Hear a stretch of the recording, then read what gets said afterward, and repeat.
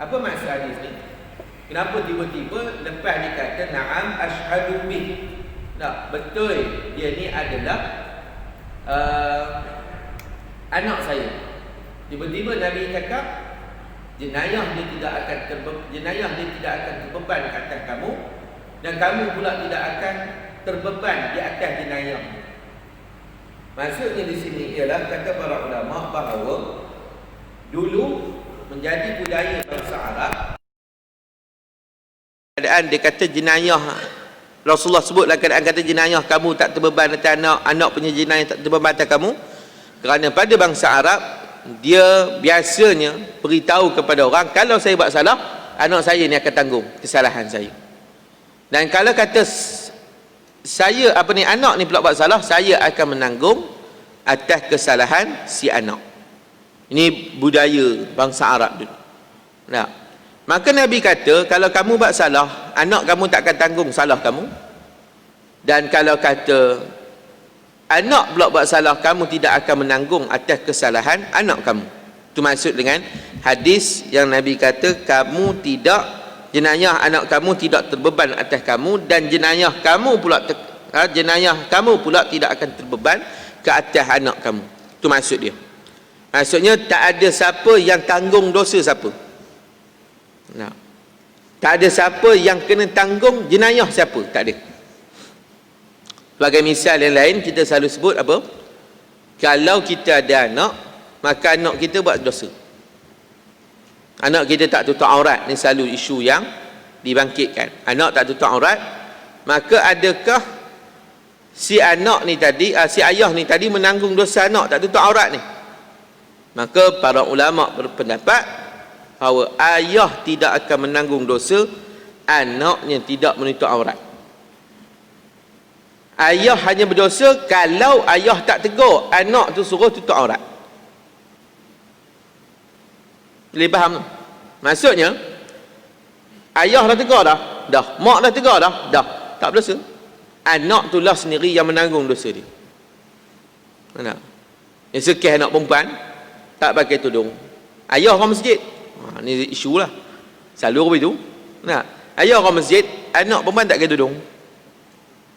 Nah, betul? Orang pun bakal duk katalah, anak Pak Haji tu tudung tak pakai, Pak Haji tu mengaji rajin, pergi masjid rajin.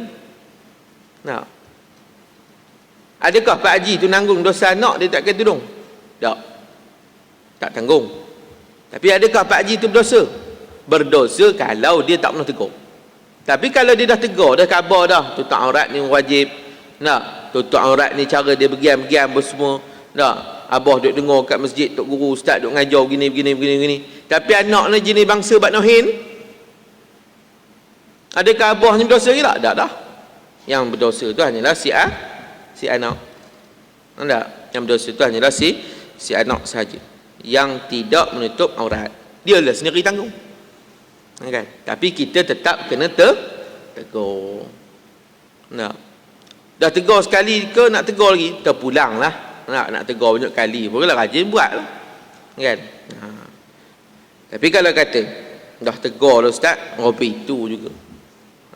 Ropi itu juga. Nak kata mana? Adakah kita berdosa? Tak. Cuma dari sudut memelihara maruah seorang ayah tu, anak tu tak menjaga. Itu je. Maruah seorang ahli keluarga, anak tu tak jaga. Bukanlah maksud kata nak kena tunggu ayah dia orang masjid baru nak jaga maruah. Tidak. Kan? Dalam soal tutup aurat apa semua, apa-apa berkaitan yang cela. Terutamanya dari sudut akhlak, moral. Bukan nak tunggu si ayah tu orang masjid baru anak nak kena jadi orang baik. Tak. Kalau ayah dia tak jadi orang masjid pun, kalau ayah dia ni memang tak semayang pun, tetap jadi kewajipan seorang anak menjaga maruah ayah dengan mak dia. Tak? Itu sebabnya dalam hadis sebut, bila ulama membahaskan hadis idza mata ibnu adam in qata'a amaluhu illa min salas, sadaqatun jariyah, al-ilmu yanfa'u bih, wa waladun salihun yad'u lah. Ulama bahas kenapa wa waladun salihun yad'u lah. Tu duduk nombor 3, tu satu bab ngapa ulama bahas itu. Kemudian ulama membahaskan maksud doa seorang anak yang soleh itu apa dia? Ialah seorang anak yang melakukan apa-apa kebaikan, contohnya pagi ni tuan-tuan datang sembahyang berjemaah, sembahyang subuh, dengar mengaji, sekarang balik, lepas tu kalau ada kuliah duha, pergi pula kuliah duha, lepas tu sekarang balik, tengah hari datang sembahyang lohor, masuk kerang semayang lagi, maghrib kerang semayang, lepas tu dengar kuliah maghrib, lepas tu antara sela-sela balik tu ada buat sedekah jariah, ada buat benda-benda yang ada manfaat. Maka sepanjang perbuatan baik si anak tu tadi, kata para ulama, Ibn Hajar sebut dalam syarah hadis ni, dia kata apa? Si ayah dan juga si mak akan mendapat pahala apa saja perbuatan baik si anak, walaupun anak tu tak pernah niat pun. Perbuatan dia tu nak sedekah, pahala je pada si ayah ataupun si mak. Ada tuan-tuan duduk mengaji ni, aku niatlah pahala aku duduk mengaji ni pada mak ayah aku sekali. Tak ada. Betul. Tapi tetap mereka dapat, kerana apa? Mereka adalah usul. Malah lebih luas lagi ulama kata, walaupun si ayah tu, tapi ayahnya syarat beriman lah, orang Islam lah, walaupun si ayahnya tu tak pernah semayang sekalipun, tapi ayah di Islam tapi tak pernah semayang, nah, tetap juga dapat laba pahala si anak, walaupun dia tak pernah suruh anak dia semayang, tak pernah gabar pun kamu esok besar dengar lah tok-tok guru ngajar jangan jadi orang paku, tak pernah. Mana ada bapak je ni tak mengaji tiba-tiba nak suruh anak mengaji, jarang. Ada pak tak pernah datang masjid, tiba-tiba pergi pesan kat anak, kau mak Mika esok dah besar datang masjid ya, mengaji jangan jadi orang papak. Tak pernah lah. Kalau ada tu kira ada lah juga, tapi jarang-jarang. Tak? Jarang-jarang. Boleh kata tak pernah langsung lah. Kau ada pak jenis hobi tu. Tak? Jadi nak beritahu bahawa ayah tidak tanggung dosa si anak, anak juga tidak menanggung dosanya si ayah ataupun kesalahan ayahnya, takkan terbeban atas si anak, kecuali atas perkara-perkara tertentu dalam fiqh adalah sebut ala zimmah, atas orang yang menanggung ataupun atas wali. Contohnya dalam masalah membayar fidyah bagi orang yang meninggalkan puasa, kalau dia tak mampu, siapa nak tolong bayar? Itu adalah dipanggil ala zimmah, atas waris dia, atas wali dia. Itu cerita lain. Nah, itu dalam bab masalah bayar fidyah dan sebagainya. Adapun soal dosa, soal salah, soal penggantian, itu tidak berlaku. Ganti itu hanya berlaku pada masalah contoh puasa sahaja. Nah, fidyah puasa, ganti puasa, kan, mengqadakkan puasa bagi pihak si mati, itu adalah atas ala zimmahnya tu. Tapi kalau kata tak ada langsung, nah, selain daripada perkara ni, termasuklah semayang, anak tak perlu qada semayang si ayah, dan dalam pendapat yang kuat tak perlu bayar fidyah pun untuk semayang yang ditinggalkan. Nah, cuma yang kena qada waktu dia hidup, dia qada lah semayang. Mengqadakan bagi pihak itu tidak ada bagi masalah semayang. Puasa, yes, ada. Puasa ada qada bagi pihak, dia tolong puasakan bagi pihak kawan dia, boleh, tapi dengan syarat, dengan keizinan waris. Yang sepatutnya waris buat, tapi waris pun jenis malas, jenis liat, jadi segan, kan, maka dia suruh orang. Ataupun ada orang kata, biarlah puasa apa kamu tu aku buat, aku pun rajin puasa, elok sangat lah pakcik, katanya. Jarang lah orang nak nolak bab-bab apa tu. Kalau ada ni kira hebat sungguh. Biasanya pantang orang minta, laju je bagi. Yang dia kerikutnya bila orang minta kata je, pak kamu banyak kata, cuba sekar tanah, kamu nak buat wakaf kubur. Oh, itu tak boleh pakcik, tanya dah.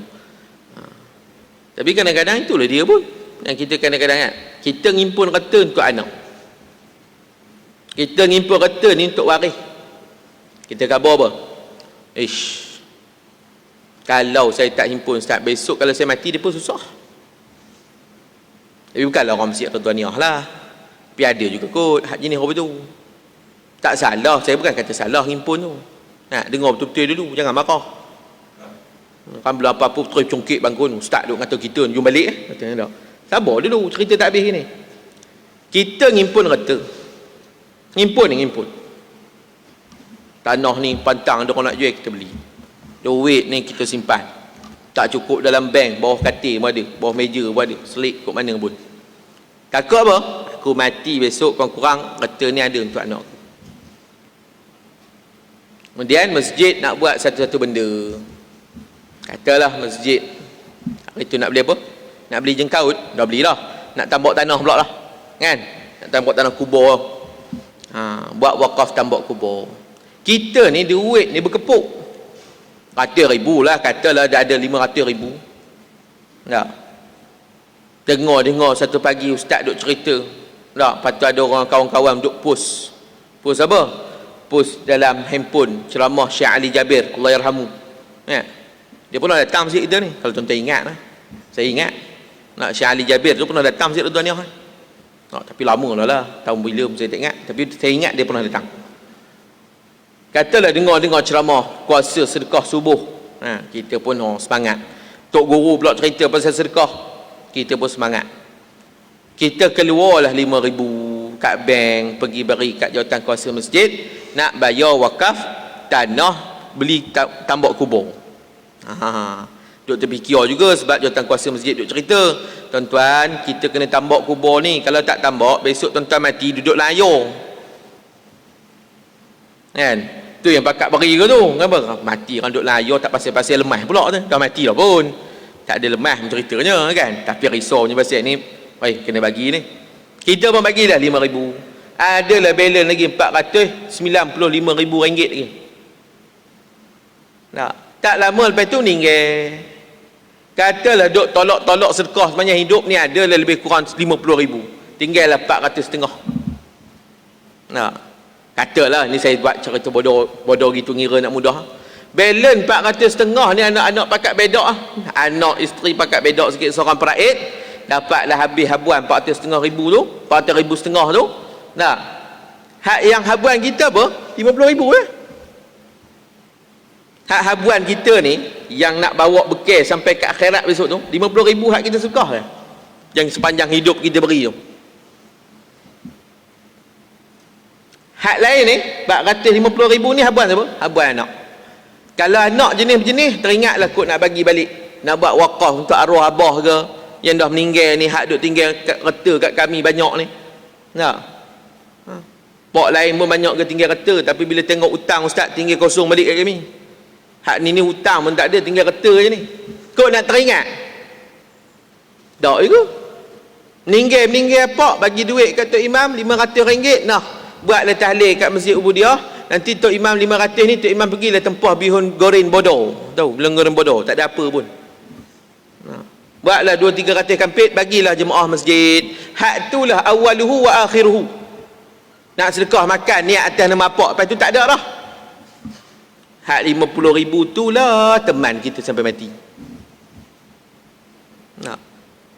Hak 50,000 tu yang teman sampai mati. Sampai ke akhirat besok. Nak masuk syurga tu 50,000 tu lah. Kalau dari sudut infak. Amalan cerita lain lah. Tapi nak cerita ni tuan-tuan, kadang-kadang kita ni tak salah ngimpun, tapi kadang-kadang kita risau anak kita susah. Tapi kita tak pernah risau anak kita susah dalam masalah rohani. Tak pernah risau. Kita risau anak kita susah jasmani, susah tak ada duit, kita susah risau itu.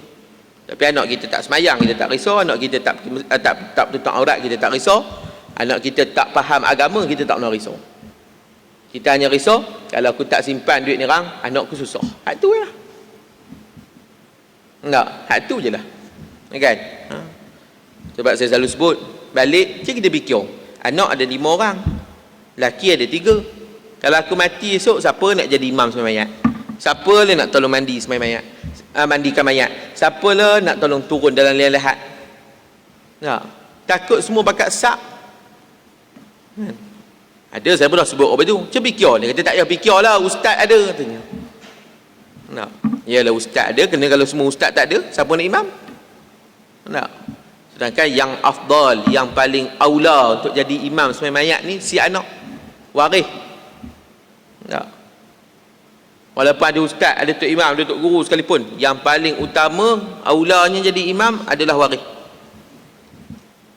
Entah lah yang datang mufti sekalipun, tetap dia imam. Anak tu kena imam. Kalau orang kita sebab ada tok guru, ada ustaz, bagi ustaz lah imam, bagi tok guru lah imam. Tapi sebenarnya paling afdalnya adalah tetap si anak. Doa nak bagi tok guru, bagi ya. Tapi imam biarlah anak. Tak, ataupun ayah ataupun apa ni suami, kan? Tapi biasa kalau kata suami dengan anak. Tak. Biasanya orang itu hierarki. Tak. Kemudian itu tentang hadis yang menceritakan bahawa Nabi SAW nak beritahu kepada Abu Rimsah ni bahawa kamu tidak akan tanggung dosa anak kamu, dan anak juga tidak akan tanggung jenayah salahnya kamu. Dan kata Abu Rimsah, aku melihat di kepala Rasulullah ada uban yang berwarna merah perang. Kemudian an Utsman ibni Mauhab qala su'ila Abu Hurairah radhiyallahu anhu hal khadaba Rasulullah sallallahu alaihi wasallam, qala na'am.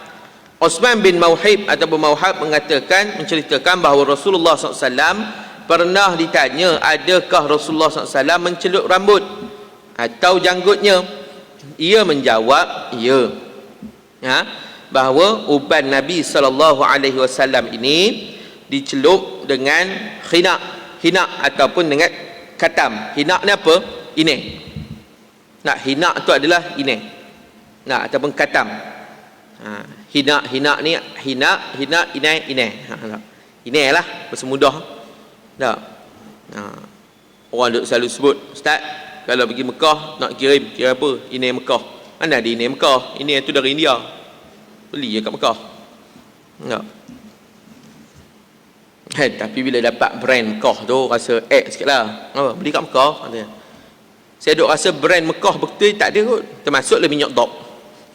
Tak. Minyak dop pun tak ada lebih Mekah. Kod hati unta je. Tak, hati unta kering. Hak tu kod lah. Hak dari Mekah. Ke itu pun import saya tak tahu, kan. Tapi hati unta mungkin. Tak.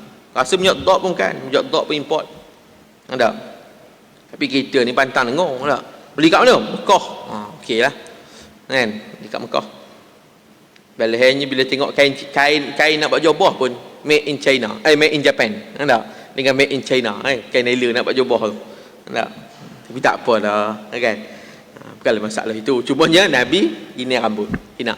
Nak Mekah tu ada juga inainya. Bukanlah semua daripada India. Tapi hak jual sekarang ni tu banyaknya daripada India. Ceritanya itu. Kan? Tapi adalah pokok hinak tu. Pokok inai tu ada. Kan? Jadi Nabi mencelup janggutnya dengan ini. Kita dah cerita dah bulan sudah macam mana hukum warna rambut itu sendiri. Boleh dengan tujuan-tujuan tertentu.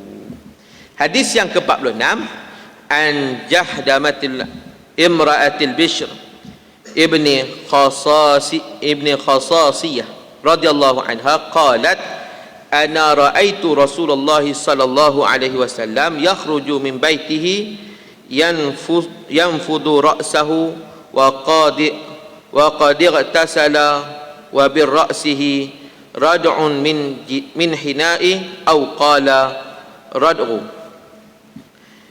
Daripada Jahdamah isteri Bashir bin Khasasiyah menceritakan, aku melihat Rasulullah sallallahu alaihi wasallam keluar dari rumahnya sambil mengibas-ngibas rambutnya, di mana baginda sallallahu alaihi wasallam baru lepas mandi dan di kepalanya kelihatan lumuran tebal dari daun inai. Ini tentang bagaimana Nabi sallallahu alaihi wasallam ada kalanya Nabi menginaikan rambut. Tak. Ada kalanya Rasulullah SAW itu menginaikan rambut beliau, dan biasanya setelah lepas daripada mandi. Tak. Sebab ada sahabat tengok di kepala Nabi ada lumuran tebal daripada daun inai itu sendiri. Maksudnya Nabi juga menginaikan rambut dalam keadaan tertentu. Kemudian hadis yang seterusnya an Anas radhiyallahu anhu, depan betul ana radhiyallahu anha pula. Nah, raaitu sya'ara Rasulillah sallallahu alaihi wasallam mahduban. Anas radhiyallahu anhu menceritakan, aku telah melihat rambutnya Rasulullah sallallahu alaihi wasallam dalam keadaan dicelup, yakni dalam keadaan berinai ataupun dalam keadaan dikatam, dengan inai ataupun dengan katam. Baik, dan hadis yang seterusnya an Abdullah ibni Muhammad Uqail qala ra'aitu sya'ara Rasulillah sallallahu alaihi wasallam indal Anas bin Malik makhduban. Abdullah bin Muhammad bin Aqil menceritakan, aku melihat rambut Rasulullah SAW dalam simpanan Anas bin Malik di dalam keadaan dicelup. Taib. Jadi di sini kalau kita lihat dua hadis ni, bahawa hadis yang menceritakan bahawa Anas beritahu pertama rambut Rasulullah adanya berinai, satu. Yang keduanya, Abdullah bin Muhammad bin Aqil pula cerita, aku sendiri tengok rambut Nabi dalam simpanan Sayyidina Anas. Maknanya dia ni tabi'in, dia tak pernah jumpa Sayyidina Anas. Dia kata aku sendiri tengok rambut tu, yang mana rambutnya Sayyidina Anas ni dalam keadaan celup dengan inai. Dalam keadaan dicelup dengan inai. Baik. Pertama, kita faham rambut Nabi bercelup dengan ini. Yang kedua, para sahabat, ada para sahabat yang simpan rambutnya Rasulullah sallallahu alaihi wasallam. Maknanya ada sahabat yang menyimpan asarnya Nabi sallallahu alaihi wasallam. Nah, ada sahabat dia ambil simpan dengan tujuan tabarruk dengan peninggalan Rasulullah. Ada sahabat yang memakai baju ataupun jubah ataupun kain yang pernah diberi oleh Nabi. Kan ada satu kisah seorang sahabat, Nabi baru lepas dapatkan serban, kain ridak, Nabi pakai. Lalu dia kata, ya Rasulullah, cantiknya ridak kamu. Tak? Boleh tak bagi kat saya? Nabi pun ambil serban dia ni, terus bagi. Tak? Tu Nabi. Kita tak. Nak ke? Nanti luar saya cari hak yang kat rumah saya, hak lain. Tak? Termasuklah yang bercakap ni pun. Nah. Kan? Tapi Rasulullah tak. Dia kata orang minta dia bagi. Lalu orang kata apalah kamu? Sebab Rasulullah waktu tu baru dapat sorban tu. Nabi ni udahlah bukannya jenis kalau kita lain baju 2-3 bulan sekali tukar. Nabi tak. Dah lah nak dapat tukar baju pun jenuh nak tengok Nabi ni tukar baju. Tiba-tiba dapat kain baru, dapat selendang baru. Sahabat puji, terus bagi.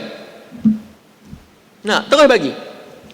Sahabat-sahabat lain duk kecam, kamu ni tak berakal betul lah. Nabi tu baru je dapat kain baru, kamu terus minta. Dia kata, aku minta ke apa? Sebab aku nak ambil tabarruknya Nabi, dan aku sebut dah kat waris aku, kalau aku mati kebumikan sekali dengan kain Rasulullah sallallahu alaihi wasallam. Sampai tahap itu. Tak, maknanya apa? Cintanya sahabat dengan Nabi. Khalid simpan rambut Nabi dalam perang Yarmuk.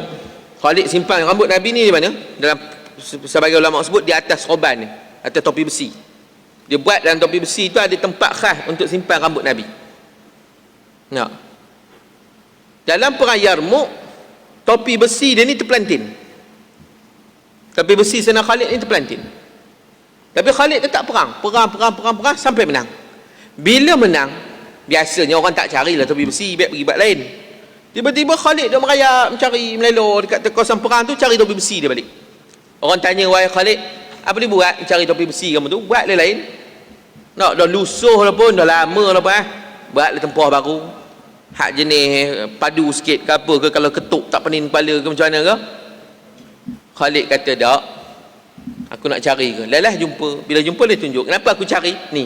Dia pun tunjuk dekat dalam topi besi dia tu, dekat satu tempat dia letaknya rambutnya Rasulullah sallallahu alaihi wasallam. Dengan ni apa? Tabarruk, ambil berkat.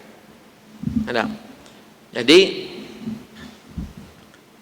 asarnya Nabi tu dulu kan jadi PKP baru ni lah kan. Dia pertama ada berbentuk replika.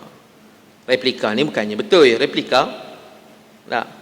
Dan sebahagiannya mengatakan yang betul-betul aslinya barang peninggalan Rasulullah itu adanya di Museum Topkapi. Nah, di Museum Topkapi di Turki.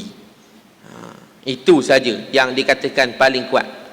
Walaupun saya pernah tengok dengan mata kepala saya sendiri, nah, tempatnya dirahsiakan, yang dikatakan asar asli, termasuklah kuku Nabi dan juga rambut. Rambut tu betul panjang. Dan kami yakin rambut Nabi, kamu tak ada bayang. Tak, kamu tak ada bayang. Ni Tok Warudin sendiri pernah sebut. Dan nak lagi yakin, dia berkata bakar rambut tu. Tapi tak bagi tuan punya rambut tu bakar. Tak, tapi memang panjang rambut tu. Allahu a'lam. kan? Tapi kami duk rasa banyak-banyak tu kalau kuku apa semua tu agak macam mustahil sikit. Tak? Bukanlah kata tak yakin, kemungkinan besar boleh jadi juga bukan. Tapi kalau rambut tu bila tengok tak ada berbayang tu, kami kata mungkin ya. Tak? Wallahu a'lam. Tapi nak ceritanya, saya pernah tengok kan ada satu video yang tunjuk daripada UAE kan, yang bawa keluar rambut daripada satu bekas. Lebih kurang macam itulah kami tengok. Rambut memang yang panjang. Mungkin ada sahabat yang simpan. Sebab kalau kita baca hadis-hadis lain, Nabi kalau cukur rambut tak ada sampai jatuh ke tanah. Sahabat pakat berebut ambil. Bukan kata ni ayom sembahyang Nabi pun sebagian para sahabat berebut-rebut. Kerana mengambil tabarruknya pada asar peninggalannya Rasulullah sallallahu alaihi wasallam. Kemudian kalau hadis sebelum ni, dalam bab yang sebelum ni menceritakan bahawa Anas kata Nabi tak celup rambut. Ngapa dalam hadis ni Anas kata celup? Macam mana pula Ustaz? Maksudnya di sini kata para ulama, pertama ialah bahawa kata tak ada tu bukan langsung tak ada, maksudnya jarang-jarang. Bila jarang-jarang dianggap macam tak ada lah, macam tak pernah. Tak? Toh ada toh tidak. Tapi jarang-jarang lah, kan? Kalau ada pun jarang-jarang. Dia nak ngompomkan benda tu ada pun tak, nak kata tak ada pun tidak, jarang-jarang. Jadi kata para ulama, kenapa Anas kata tak ada tu? Kerana jarang-jarang tu sebab rambut Nabi sendiri bukanlah jenis beruban macam kita, boleh dibilang. Malah sebagian sahabat kata tak, seolah-olah tak ada uban pun pada rambut Nabi. Cuma dalil yang kata Nabi beruban tu adalah hadis yang disebut tentang turunnya ayat yang berkaitan dengan antaranya fastaqim kama umir, antaranya yang menyebabkan rambut Nabi beruban. Ayat-ayat tentang hari kiamat, dahsyatnya kiamat menyebabkan rambut Nabi beruban yang kita dah baca dah sebelum ni. Kemudiannya Nabi celup juga rambut, kata para ulama dalam memahamkan gabungan dua hadis ni, antara sebabnya ialah nak bagi tahu kat kita bahawa celup rambut dengan sebab-sebab tertentu itu dibenarkan oleh syarak. Jadi tak salah celup rambut. Dan antara juga orang yang pernah menyimpan rambut Nabi SAW, antaranya kita dah sebut tadi, Sayyidina Anas, Sayyidina Khalid, termasuklah isteri Nabi Sayyidatina Ummu Salamah, iaitu yang juga merupakan isteri Rasulullah yang pernah menyimpan rambut Nabi yang dicelup. Ini menjadi dalil, menjadi bukti bahawa rambut Nabi juga adalah yang dicelup dengan ini. Wallahu alam. Nanti kita akan sambung bab yang ketujuh, bab majaa fi kuhli Rasulullah SAW, tentang celak. Adakah Nabi pakai celak hari-hari ataupun kadang-kadang? Wallahu a'lam bissawab. Jadi tuan-tuan, tadi saya ada bawa tabung untuk seriti, kalau ada berajak bolehlah hubung kat tabung tu. Walaupun bawa tabung tu tak ada kaitan dengan cerita pasal sedekah 50,000 tu. Khabar siap-siap lah. Orang kata patut cerita sedekah 50,000, betul tak? Jadi nak khabar kalau ada kait suruh beri 50,000 lah. Kan? Tapi rupiah ada lah Ustaz, tak? Pulang lah, kan? Tapi tak ada kaitan lah dengan tu, kan? Itu saja sebut je tadi. InsyaAllah, wallahu a'lam. Disambung pada kuliah yang akan datang. Al-Fatihah.